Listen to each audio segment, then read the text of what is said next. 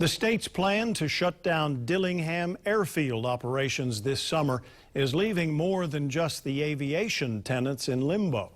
Always Investigating was first to break the news of the possible closure, and tonight finds out Native Hawaiian descendants of the area have concerns as well. Gina? Well, some airfield tenants and businesses have been there for decades, but generations before them, there were Native Hawaiian and other landholders moved off by Army consolidation. They tell me their voice needs to be heard. Before it was Dillingham Airfield, this breathtaking stretch of Mokuleia was home to Hawaiian and Kama'aina families and farms going back generations. This is where my grandfather's family, the house was right here. Then the Army started a communication station in 1922, and it grew to hundreds of acres in World War II. Among the biggest former landholders, Thomas Shirai's great-grandmother. It spread like a cancer, just 1 or 2 acres, and it became eventually 500 acres and plus, because they wanted to build an airfield. That book contains a take it or leave it fair, below fair market value. You don't take that, well, you don't get nothing. Nothing is what the tenants fear they'll also end up with after their eviction by the DOT. Many of them have until just June 30th to get out. Shirai feels their pain, but... Not to be arrogant, before you came here on this airfield, there is something a lot deeper than you, and your existence is not even close. And I just want it acknowledged, and that's part of the healing process.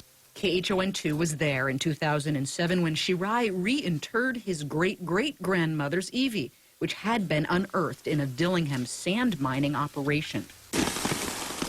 I'm sorry we disturbed you. For some people, like Nisi.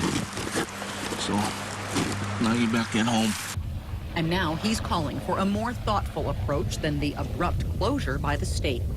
I was really thinking about go see the governor myself. What would you tell the governor?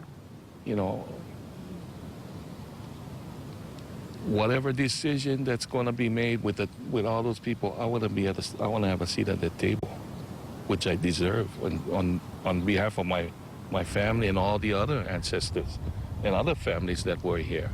In the future, Shirai says he could see this as a good station for city and emergency resources. A government entity such as the city or another state department is just about the only candidate the Army would consider to replace the DOT.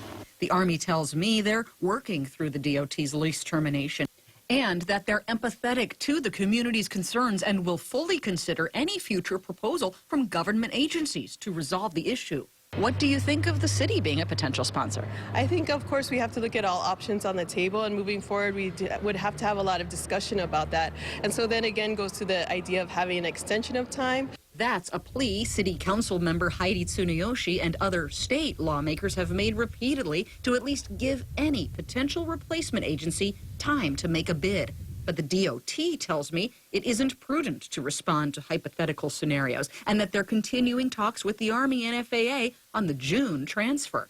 Lawmakers want to schedule a public meeting dedicated to the airfield's future with the Department of Transportation and the Army present. Moving forward, we need better answers from DOT and Army with the community, in the community, to see what our steps are moving forward. The DOT told me they will respond to the council member directly if we are invited to a community meeting. Shirai and others whose family lands were amassed by the Army to create the airfield spoke out at a standing room-only community meeting this week in Wailua.